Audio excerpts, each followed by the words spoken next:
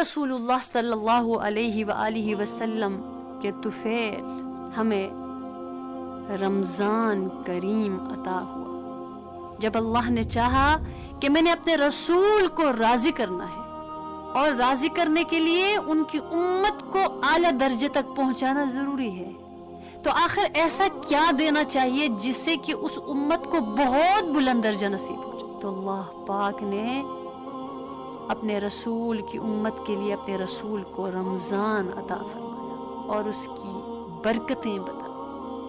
اس کی تجلیات کے بارے میں بتایا، انوارات کے بارے میں بتایا کہ یہ رمضان میرے رسول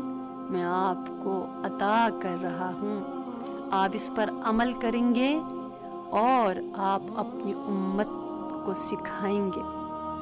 آپ اپنی امت کو پریکٹیکل کر کے بتائیں گے، اور وہ بھی جب یہ کرنا شروع کرے